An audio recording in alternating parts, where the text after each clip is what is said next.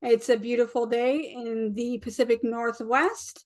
We have had rain, our first significant rainfall of the fall, and it's really nice for those of us that live here in the Pacific Northwest. We're like, it's been way too dry. I miss the green. So let's get some more rain coming. Not too much, just ease into it. And then when you talk to me in February, I'll be like, please bring the sun back because I'm going to be too tired of the rain by then. But welcome. I'm so glad you decided to join us, whether you're joining us from the Pacific Northwest or you're from a different part of the country or a different part of the world. I'm so glad you decided to join us today or whatever day you're tuning in, because it is always the right time, the right place for you to be here. And my name is Reverend Lori Irwin Johnson, and I am the spiritual leader here. And I'm excited to be able to take you on this journey that we're going to be taking today with our Faith in Action. We have been doing Faith in Action now for, this is week number 3, right? Week number 3. And so I'm really excited about that. And we have an artist each and every Sunday that goes with our theme. My theme for today is raising the frequency. And so we're going to be talking about that. We're going to be talking about chapters 3 and 4.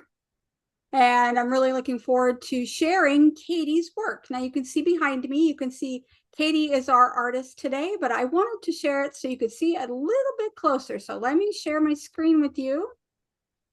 And so she can see it and everybody can see it and everybody sees how wonderful. She's so talented. All the artwork that we've had has been so beautiful. Each and every week, I love to be able to see it. So here's her piece. It is so pretty. And it's the heart that heals. And it's beautiful. And you can see the heart all arranged in the flowers, just gorgeous. And so thank you, Katie. What a wonderful job. So appreciate the work that you put into this, and it's been really awesome. So you're going to see that behind me as I'm speaking throughout the whole service. So I'm going to stop the share. All right. I'm sorry, we're a little bit clunky today. I'm working on a different computer, and I want to make sure that everybody gets to see what's on my screen. All right. And so now you're going to see our wonderful artists that we've had so far. We've had 3 artists. I'm going to share one more time. And this is on the left-hand side, you'll see it was Patricia. She was last week. And then Denise was the first week. And then Katie is this week. So each week we will add a new person or their new art piece to the wall. So everybody gets to see what we're working on. And I just have enjoyed each and every piece and look forward to many, many more. And because we have 7 weeks in Faith in Action. And so I anticipate we'll be doing 7 beautiful pictures on the wall by the end of the Faith in Action. So I'm really excited. Thank you so much for everybody participating. And I look forward to more to come. All right. So with that, I'd like to invite Victoria. Victoria, are you ready? I'm ready. All right, perfect. She's going to give us some announcements today. Okay, so first of all, I'd like to say that this morning, pre-service, in our prayer session, we did a prayer that the parties that be get their act together and that the government gets back opened, because food is the EBT and food stamps for the people who really need food. I mean, just basic food is going to be cut off if this doesn't get rectified. So I think we all unite in that prayer. I also want to comment about the art, that Denise's piece, the seeing eye, the eye of all energy. I think the thing that's so cool about this art is that each one it has so much meaning, which is tied to our book study. And Patricia's piece is a two-parter, and the one that looks like it has people would be on the bottom, and they would be ascending to the second part of her artwork, which is into the energy of all.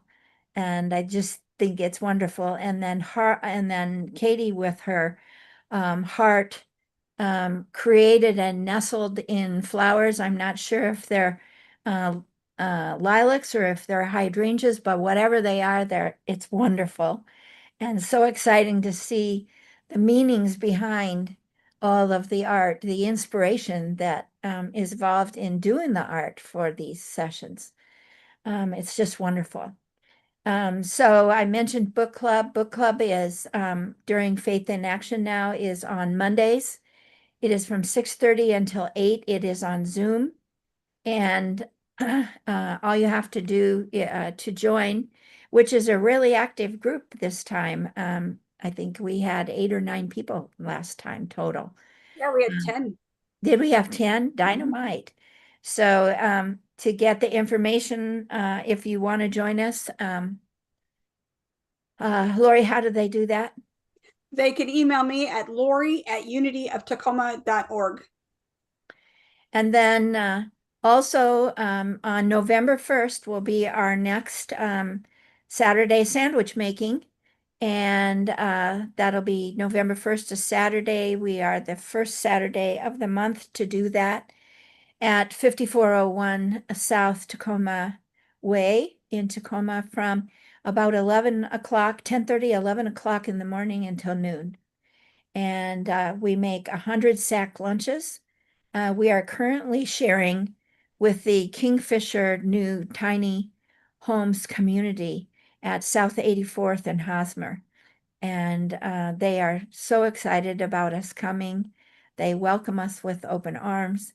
And it's nice to be giving directly to some of the people that we will be serving.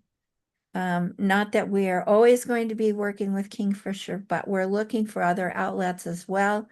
And we'll continue with Nativity House too. So as far as I know, unless you need to tweak my memory, Lori, I think that's it for announcements.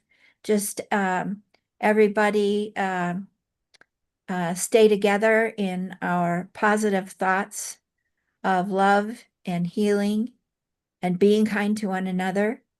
I am so enthused about all of the activity of yesterday, the thousands and thousands and thousands and thousands of people across the United States that are not sitting on their duffs and are out there stating their opinion. It's kind of too bad that people have to get mad in order to take action. But when everything's copacetic, then people tend to be kind of complacent. And I'm glad to see the action. I'm glad to see the involvement. Democracy is all about involvement. And so I'm glad to see it. And there's my pitch for the day. Thank you. I appreciate you. And again, you were talking about the individuals who will be, if the government does not come back to work and doing what they got to do, so many people will be cut off from their food stamps and not be able to eat. In the most beautiful month of Thanksgiving in November, not to be able to have food to be able to feed their families. So working with the Kingfisher people and being able to help the unhoused there will be really important, and it'll be much needed when you meet again in November, because that's when we'll have to fill in that gap. So thank you for all your work and everyone who works with the outreach, the Sandwich Outreach Program. It's imperative right now. So thank you so much for that. I'd like you to mark your calendars for next Sunday. That's October 26th. We have Jen Stumpf from Glow Spiritual Healing and Wellness. She is a multidimensional channel and an intuitive mentor. And so she's going to be coming to talk a little bit about the book that we're reading. She is not reading the book right now, but she has read the chapter that she needs to speak on. So she's an expert in what it is that we're going to be talking about next week. So I have no trouble believing in her ability to bring her A game. I'm really excited to have her. She's excited to be here. So next week at this time, come join us at Unity of Tacoma, and we will have a wonderful speaker. And she is going to, I believe, she said she was going to do some readings for us. So I'm not sure if that's what's going to happen. Whatever Spirit says to her is what's going to happen. So I'm excited. And she asked me the other day, she goes, would your people be okay if that comes up? And I said, of course. So we're going to let that happen and invite her with open arms. So next Saturday, Jen Stump from Glow Spiritual Healing and Wellness will be here to talk about our book. So excited. I'm excited to see her. It's been a while since I've seen her. So, all right. I would like to share my screen again. Apologies again for my clunky screen. I'm not particularly fond of the way it lays out. And I'd like us to say the prayer for protection together if it was actually working. There it is. The prayer for protection. Let's say it together. The light of God surrounds us. The love of God enfolds us. The power of God protects us. The presence of God watches over us. And wherever we are, God is, and all is well. So let's just sit in that for just a moment as we go into our affirmation. Our affirmation for today is appropriate, and it's specific to what it is we're learning in our Faith in Action. And it is, I am whole and limitless, existing as both spirit and higher self, united in pure energy everywhere at once. And you can see everybody's name is on the screen.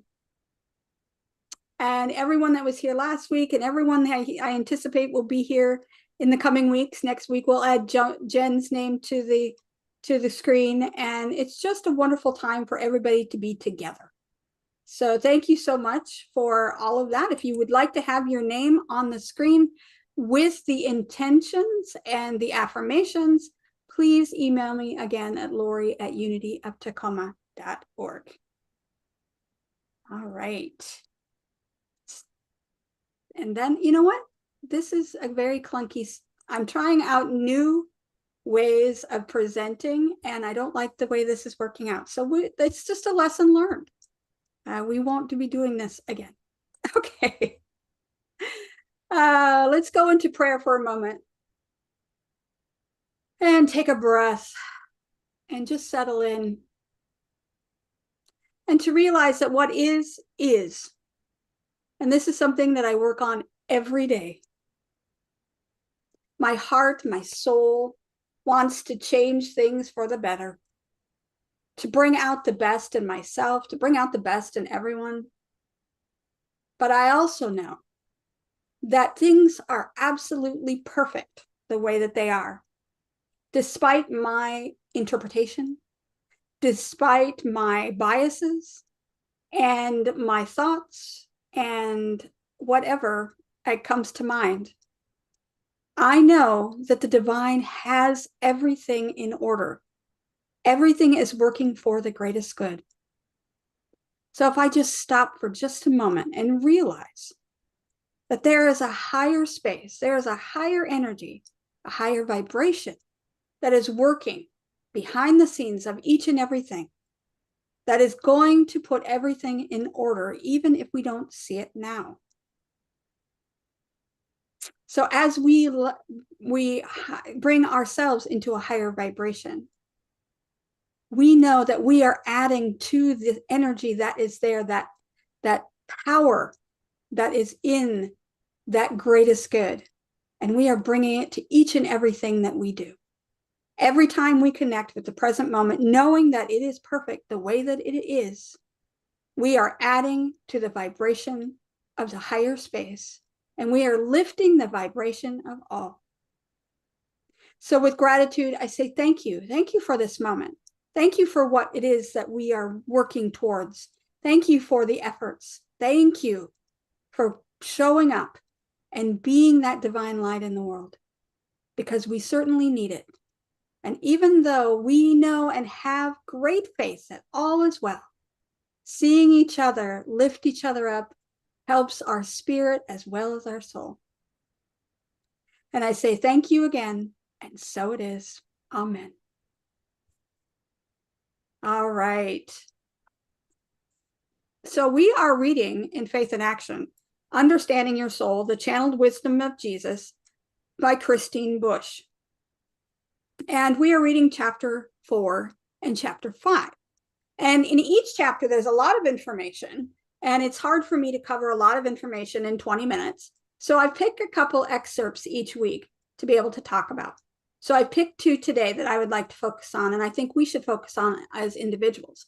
As I was telling people before we got on today, if you are visiting or you are checking in at a later time, go ahead right now as I'm reading this, pull out a piece of paper, pick up your cell phone, get ready to take some notes, because we're going to be doing some inner work.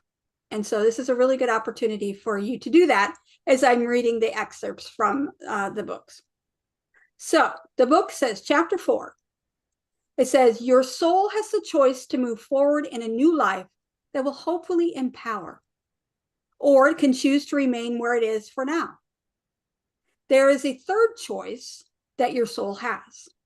It can decide to remain on the plane of pure energy and assist others who have incarnated. Each soul that decides to incarnate chooses souls to watch over them and guide them in the incarnation. That's from chapter 4. Chapter 5, you must work to raise your own vibrational energy. It can be done in many ways. Love raises vibration immediately. Acts of kindness, inclusion, equality raise vibration. Meditation, prayer, spiritual works raise vibration. Connection to nature raises vibration. Giving up things that slow your vibration, like judgment, activities that are not love, or more seriously, anger, fear, hatred, violence, will allow the window to open to raise your vibration. Even making the intent to raise your vibration raises your vibration. So as the vibration of your physical being raises, your connection to your soul becomes closer. So both of these passages from the book help us and invite us to see things not from as a human perspective, but from that divine perspective that we carry with us, that divine perspective that we can all look from, even though we sometimes forget it's there. And we are not just human beings having a divine experience. We are also divine beings having a human experience as part of our soul's journey. So I just want you to hold on to that. We are divine beings that have chosen to be human, to have a human experience, and to be on this journey of our soul's expansion. So according to this teaching then, in the book, before incarnation, before we become our human forms, our souls have agency. So we have the ability to make the change, to decide what it is we want to do. So our souls, do they want to be embodied in a new life? They can choose to do that. Can they remain where they want to? Back with all of the soul integration? Do they want to stay there and rest and to assimilate all the information they received in their last incarnation? Or they can continue as light beings, bringing the information and the knowledge that they have and help assist others on their journey. So this is a really cool way of thinking of it, of our spiritual evolution. It reminds us that our life, even in our death, is not the ending, but as a continuation between our energy and our form, between spirit or soul and creation. So we are constantly in a flux. We never remain the same. We can choose, even in our spiritual or soul evolution, when we're back with the greater all, the universal all that they call it, then we can choose what it is that we'd like to do next. So Unity's first principle says that God is all. God is all, whether it's visible or invisible. It means that the soul's movement, whether into a new life or resting in the light or serving as a God, is always within the field of divine presence. There is nothing outside of that soul's evolution. There is no choice that's wrong. There is every path that our soul chooses to take is a path towards learning, a path towards loving, and an opportunity to spiritually unfold. So when we remember that and we stop seeing life as a random event, when we realize that it's part of our curriculum on this planet, that we are here to learn, then it is lovingly designed for us. We remember that we are in a partnership with spirit, that we are not on some random, rapids through life, going from rock to rock, bouncing around. That is not the case. We are in this in partnership with spirit, and we've chosen this path. So it's up to us to realize what it is that we want to do. This teaching then helps us to understand that the soul's freedom to incarnate or to remain in spirit is really aligned with a lot of mystical traditions that we've known of. And of course, some things that you may not realize is that modern science is starting to realize that this could be part of our human experience. At the University of Virginia, they have a division of perceptual studies.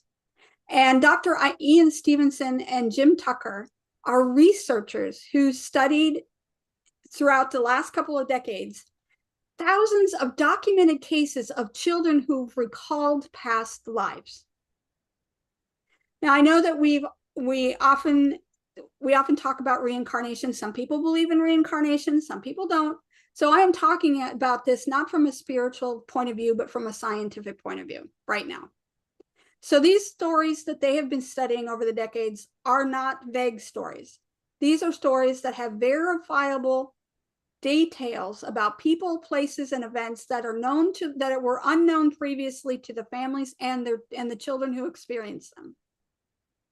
So in one case, there was a child who recalled that he was living in an Indian village.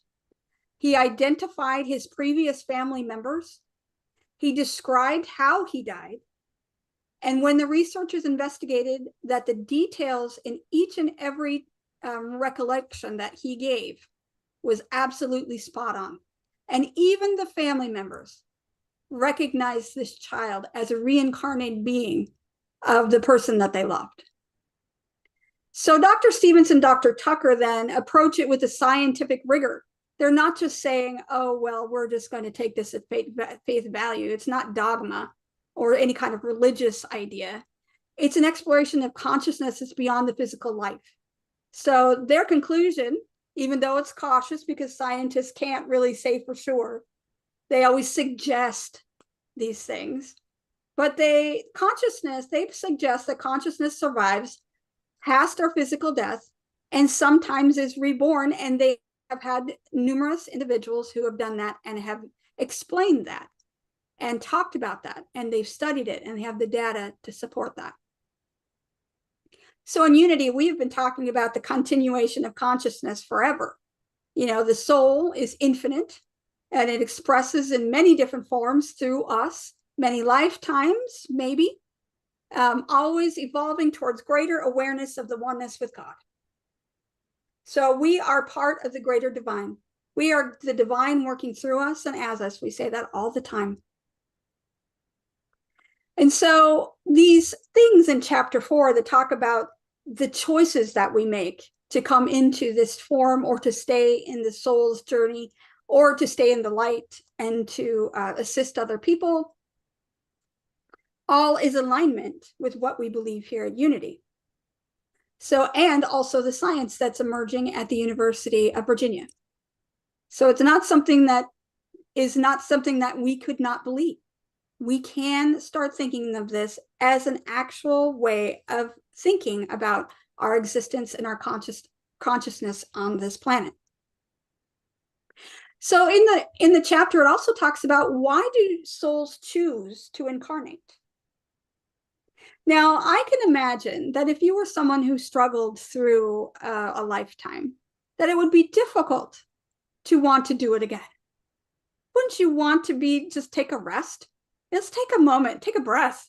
That was a big life. That was difficult. But if you think about it, our lifetime, the little tiny bit of lifetime that we have, is nothing compared to the infinite lifetime that they experience on their soul's journey, in our soul's journey.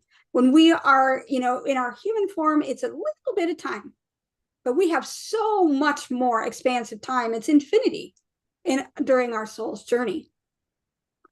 So think about what it is. And we are sitting there going, I think I want to go back to school. Now, I'm a lifelong learner.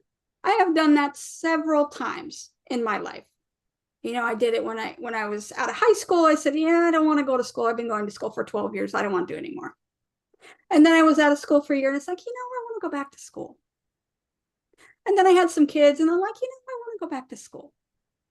And I have been doing that my entire life. And I believe that my soul and our souls do the same thing. You take a break, and you're like, you know what? Now it's time for me to go back and learn more. And that's exactly why our souls decide to incarnate. We decide to come back to experience, to learn, to experience love, to experience connection, to raise our vibration, to help others in this physical form, and to be able to help raise their vibration. And it's a calling. It's like a ministry. They talk about in ministry that we're called to do it. It's true. You're called to do it. You have this idea that I have to bring my energy to help someone else. And it's a calling. And so I believe our souls also follow that calling. And they're called to incarnate into this human form. It also talks about in chapter 4 about the spirit guides that come. And because we can decide in our soul's incarnation whether we want to incarnate or if we want to stay and just rest, or if we want to stay and we've accumulated enough information that we would like to support others, but we don't want to incarnate right now. We want to continue from the energy space. So you can have spirit guides. Now, whether you call them spirit guides, some people might call them angels, but in this book, angels are different a little bit. They have a different role. The soul's spirit guides are the ones that are specifically for us. They are also the ones that they're not people that we have incarnated with. These are like mediators, people who are outside of our soul's group. So our spirit guides are not usually people who have, according to the book, have not incarnated in a lifetime with us. Now, there are other traditions. In the spiritual tradition, they believe that family members are part of your spirit guide. And so it depends on how you look at it. But in this book, specifically, it says they are not incarnated from people that they don't come from people you've incarnated with, that you've become human, you've had a human experience with. So I know that in Christianity, they talk about New Age things and ideas about incarnation and coming back as a soul or having spirit guides is not part of what it is they believe. And I'd like to argue, read your book, because I was going to bring to you a story from the Bible that absolutely talks about spirit guides. So one of the most beautiful scriptural examples of spirit guides is the transfiguration of Jesus, and it's found in the Gospels of Matthew, Mark, and Luke. Now, Jesus ascends onto the mountain to pray, and there he becomes all illuminated. You can see the light around him, and he's wearing this dazzling white outfit, and he is joined by Moses and Elijah. Now, Moses and Elijah are not in their earthly form. They have not been in earthly form in several years. They have long since left this earthly plane, but they appeared to Jesus during this time of transfiguration, and it was witnessed by other people in the group. So there was this radiant light that the disciples saw, and they saw that there was light, maybe not what Jesus saw in the figures of Moses and Elijah, but they did see the light that represented these people who were there. So it is in the Bible that Jesus had an experience with a spirit guide, and these two spirit guides were Moses and Elijah. Now, Moses represents in our metaphysical idea, Moses represents law. So he was bringing in, this was the experience of divine order and moral structure. And Elijah represents the prophets, of course, the intuitive voice of spirit.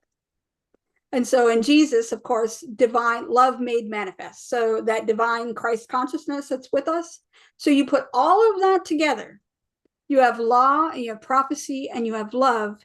And all of that comes together into an experience of our soul's incarnation as human beings. Now, I didn't make that up. I pulled it right out of the Gospels, and it's right there for everyone to see. So when we read the book and we look at it, and we're like, okay, so where does it say this in the Bible, and where is it that Jesus said this? And of course it's there. There's lots of opportunity for you to read about meditation and transcendence and transfiguration in this case. And all of that is really important to remember, that metaphysically, that we need to understand it not only as an actual thing that happened to Jesus. We have to look at it metaphorically.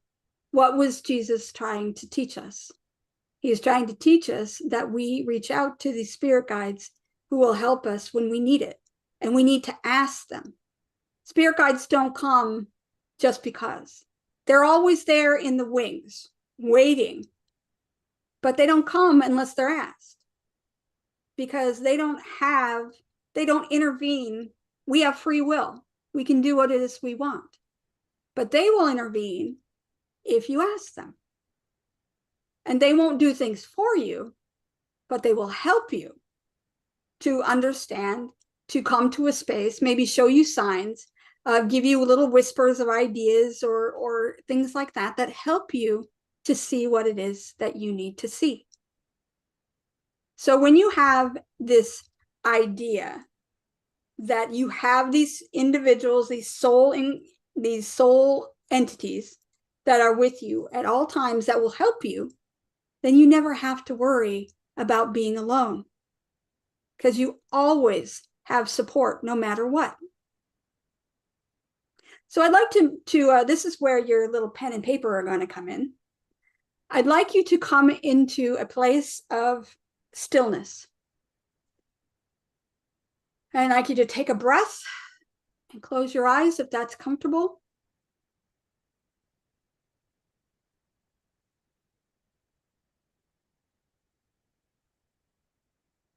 And as we sit in this silent space, drop away from what your mind is thinking. You can't stop the mind from thinking, but you can step away from it and allow it to do its thing. And step into that heart space.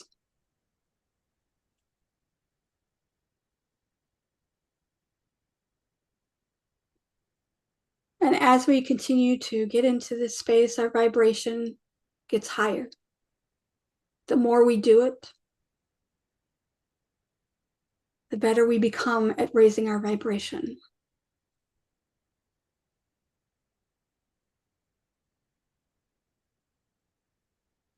And during this time of silence, I'd like you to ask your spirit guides to help you with a question. Maybe just, hey, how's it going? Just a connection. I want you to connect with your spirit guides right now.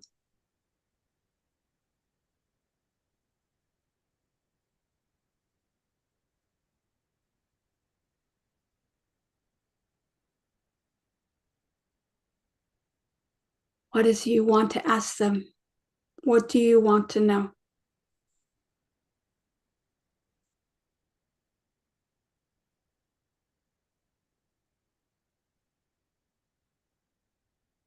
Listen to the still small voice and write down anything that comes.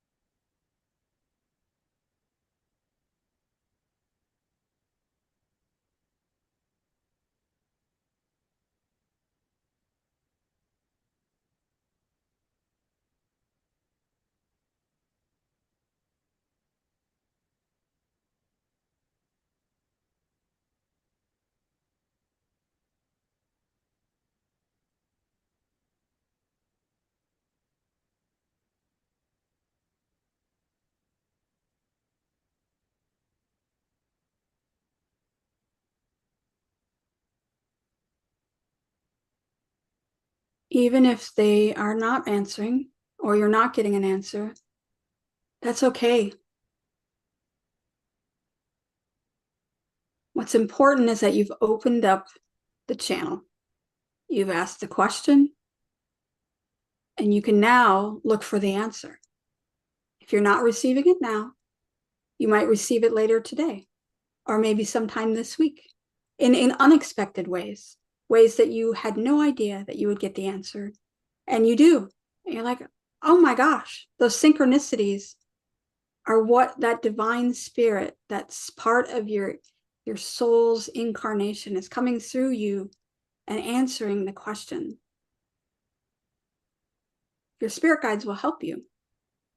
All you have to do is ask.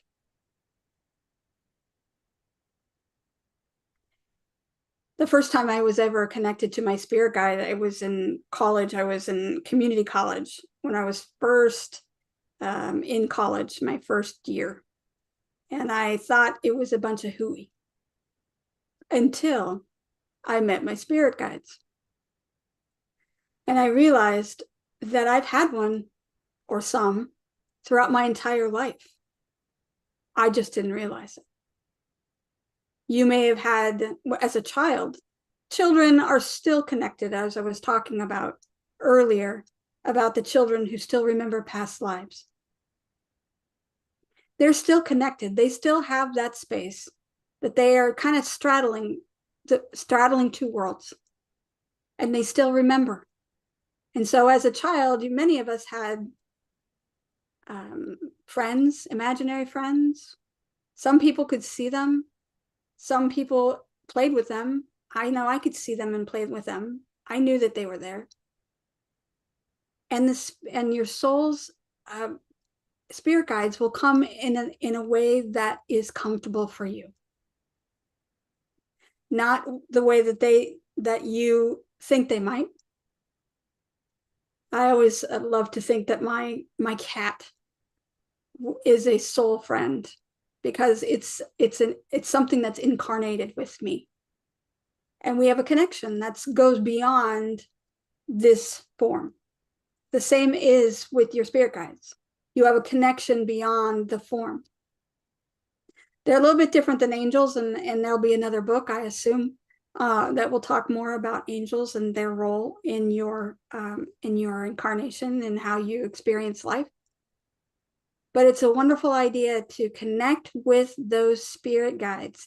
And even if you don't believe in spirit guides, it still opens the channel to your soul and allows you to receive information in a way that works for you. So be open to what it is that you are looking for, open to the answers, whether it be today or tomorrow or next week. They will come. Just be aware. Okay, so the little time we took just then rose our vibration just a little bit. And every time we are intentional about raising our vibration, we raise our vibration. So every time, can you imagine every time you decide to raise your vibration. You're raising your vibration. Taking just a minute, wherever you are, say, okay, right now, I intend to raise my vibration. You just did that. No special meditation. Your intention alone rose your vibration. But it also works if you go deeper and do meditation and prayer. Those are really good connectors because it gets you into a different brain space, gets you into that heart space, allows your brain to go not offline, but to allow it to do its thing while you are connecting with spirit and connecting to your soul's journey. And you're hearing and bringing in more and more information. So you do that by raising your vibration. Last week, Patricia's art said, as above, so below. So we might say, as within, so without. As above, so below. So when we lift our vibration, we begin to perceive our reality, our experience differently. It was Abraham Maslow who said that people have these experiences, they just don't recognize them. And that's not because you're different. If you don't remember ever having an experience like that, maybe it's just because you weren't paying attention to them. So raising your vibration and allowing yourself to get up to that other space where you start to see things differently, you start to notice, that's when your vibration is raised. When you're looking up and you're looking out and you start to see something that maybe looked different yesterday, and now you're looking at it from a different point of view, you've rose your vibration. Now, if you went a different direction and you didn't raise it, you went down, you might just start to see things as negative. So let's say there's judgment or fear, then you know your vibration is going down. So what are the things that would bring up your vibration? What things, when do you know your vibration is going up? Well, you feel love. You feel joy. You have laughter in your life. You are feeling yourself uplifted. You feel more positive. You smile more. Your vibration raises each and every time. It was Dr. David Hawkins in Power versus Force, which is kind of an old book, but it's still relevant. He describes a map of consciousness. So showing that love and joy and peace correspond with measurable frequency changes that uplift ourselves and others around us. So, of course, he did work on that. And again, scientists all doing their work and measuring the energy. The HeartMath Institute does that as well. Measures how far our frequency of our heart goes out. So each and every time we choose to think positively or to get into a space of love and connection and joy and happiness, we are in coherence. That's what the HeartMath Institute would say. We're in heart coherence. We resonate with the divine that connects with all life. So how do we do that? We practice love. How do we practice love? So we practice love without conditions. We love for everyone around us, no matter what. And there are times when people are going to be difficult to love. But remember, we're activists of light. So we also have to remember to route that love towards ourselves. It can't just be other people. We have to remember that we are worthy of love and giving that love to ourselves. Any act of kindness, anytime you include somebody, anytime there's equality, these dissolve the illusion of the separateness that we have in our world, and it strengthens our consciousness and lifts ourselves up, raises the vibration. Meditation and prayer, we just went through that just shortly. In the book, it says silence is the best way to do it. So getting past guided meditations and getting into a space where you're comfortable being silent for a while, that's a really good time to do it. Connecting to nature, of course. I'm a proponent for earthing, love earthing. Get outside, take your shoes off, even if it's raining. It works better actually if it's raining. And connect with the earth, and connect with the plants and the beings that are out there, and connect with the greater world, because we get so isolated in our workplaces and in our homes, and we forget that we're connected to nature. So get out there and connect with our soul outside. And we need to remember to try to realize and to catch ourselves when we get into judgment, we get into fear, we get into those lower vibration energies. We need to connect on those. We need to go, uh-oh, that's not where I want to go. And so what do? You take a moment, take a breath, get silent. I intend to raise my vibration, and that takes you a little bit higher. I am grateful. That takes you a little bit more. Remember all of these things that you can say, all the affirmations, all of the things that we talk about each and every Sunday, they raise your vibration. These are simple acts of doing it, and it can bring wonderful change to your life, and it connects you with those things that you didn't know. And when you start to see differently in a way that brings you confirmation, then you will know you're on the right track. When those synchronicities come up, you go, oh, wow. Or you get that answer you've been seeking, that's when you know you're in the right vibrational space. And remember that we are not just here to lift ourselves up. We are here to lift others. So if we're in a room full of individuals who have low vibration, what is our job to do? Our job is to remain in a higher vibration, not to get pulled down. We are to remain in a higher vibration and lift our vibrations up. And when we do that, we automatically lift the vibration of others around us. So it's not only our job on this planet to lift and for our soul's evolution, we are here to help other souls evolve as well. So making sure your vibration is high, especially in those negative situations, is really, really important. So when our earthly journeys are complete, our souls then choose to incarnate. They choose to stay in the light, or they may choose to become spirit guides. But the thing is that we always have a choice. We have a choice to connect. We have a choice to raise our vibration. We have a choice to connect with our souls, or to connect with our spirit guides. We have the choice to be able to expand our energy or contract it.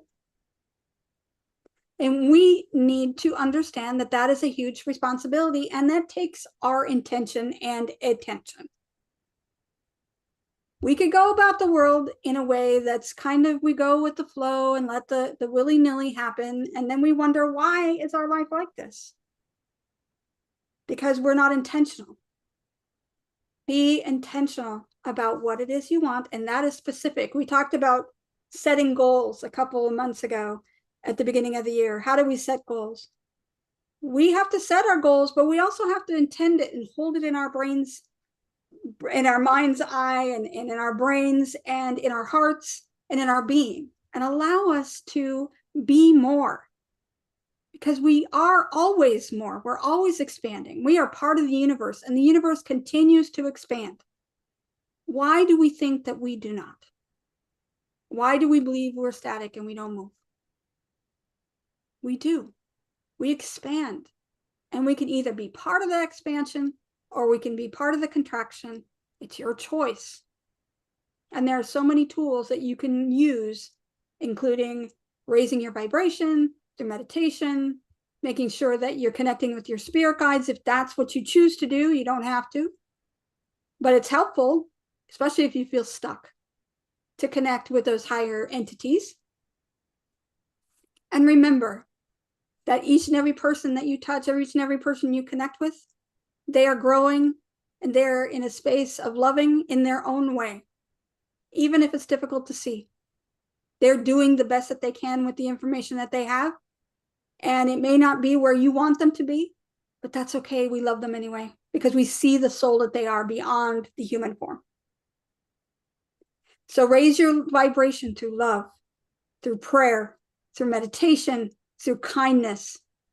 Stay away from judgment, stay away from fear, stay away from all those things that pull you down, because that Christ consciousness within you is trying to come through. And it's the same light that shone through Jesus. It's the same light who shone through the Buddha. It's the same light who showed Jesus, Moses, and Elijah on when he was connecting to his spirit guides. And it's about our connection with spirit. How do we commune with spirit? We do that by raising our vibration and being intentional about it. Raise the vibration. We can choose to do that. And I'd like you to make that something you think about as we go into meditation here. We're going to go into another meditation. And yes, this is a guided meditation, even though I said meditation should be silent. There is a silent portion, so be prepared for that. There's about 2 minutes of silence in it.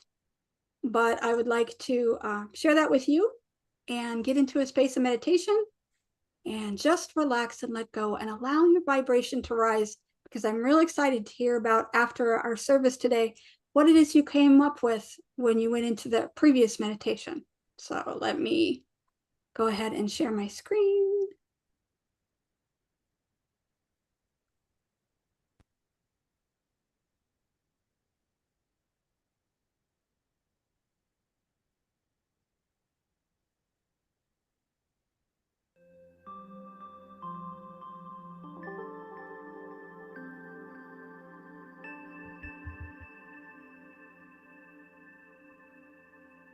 So let's take a few moments to go into meditation. Take a deep breath in and slowly release it. Again, breathing in and exhaling.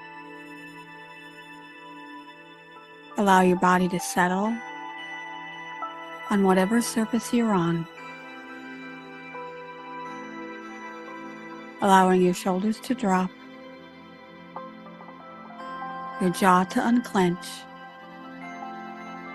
and your heart to open.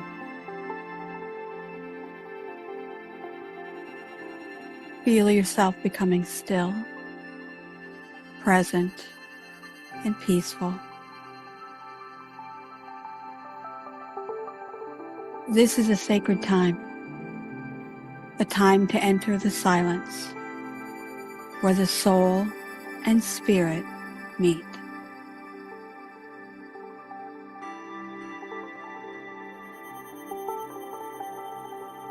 Imagine now a soft golden glow above your head, the pure light of divine love.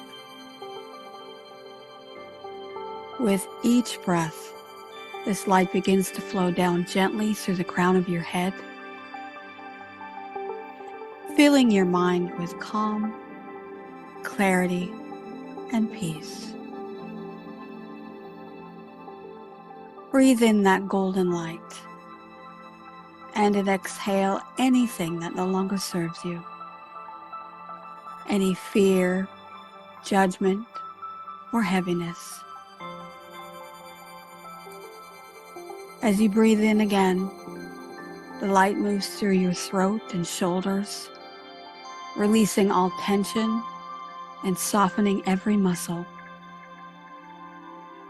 This light is love, and love raises vibration immediately. With each breath, you're becoming lighter, freer, and more radiant.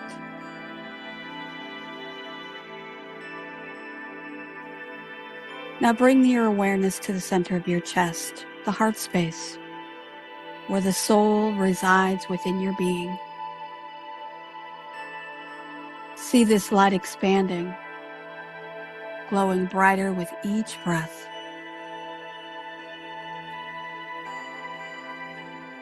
Here in the heart, the soul speaks in quiet whispers. It does not shout. It radiates. You may feel warmth or tingling, or simply just peace. Trust that your soul is here, loving you and guiding you along the way. It has traveled through lifetimes, gathering wisdom and love, always moving toward greater expression of the divine.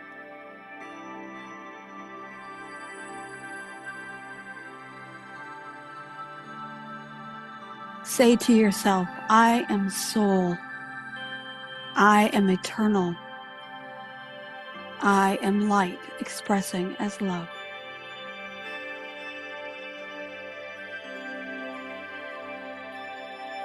Now imagine this inner light pulsing gently in rhythm with your breath. With each inhalation, it grows brighter. With each exhalation, it expands outward. Your vibration is rising through your love, your intention, and through the remembering of who you truly are. Allow this energy to flow through your entire being, from your heart to your fingertips, from your heart to the crown of your head, from your heart down through your feet and into the earth. You are one with the rhythm of all creation. You are light in physical form. You are the vibration of divine love.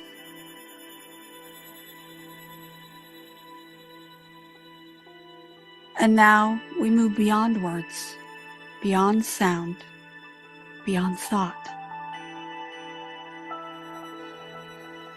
Let us enter into the silence, the sacred stillness where soul and spirit are one.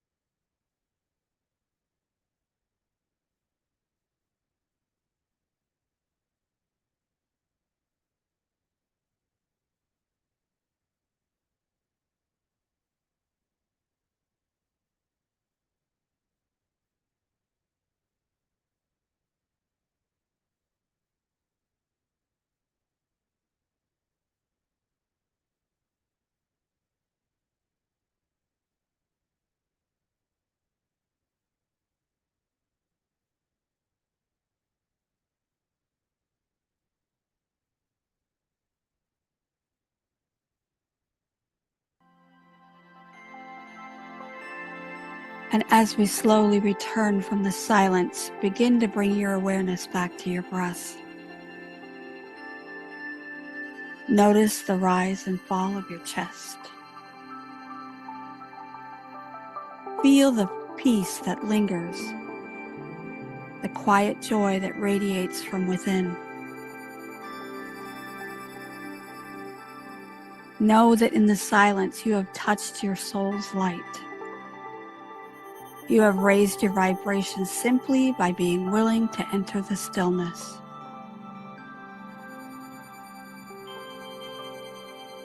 Perhaps you sense gentle presences around you, souls who guide and watch over you, the loving energy of Jesus or other spiritual avatars,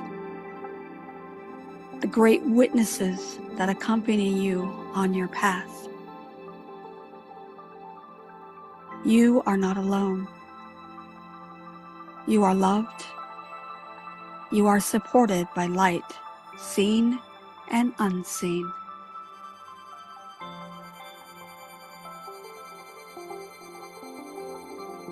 And as we come to the end of our meditation, take another deep breath in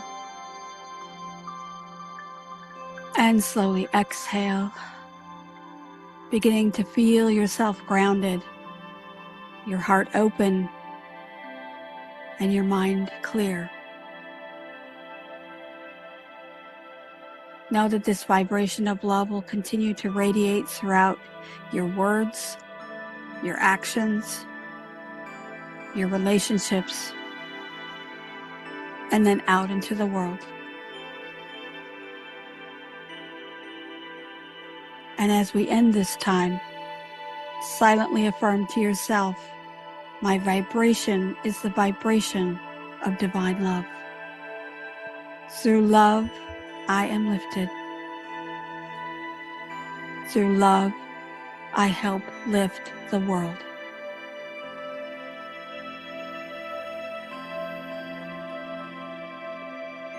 And as you return to this room, this physical presence, gently open your eyes and carry this radiant peace with you. Allow your soul's vibration to bless everyone you meet today. And so it is. Amen.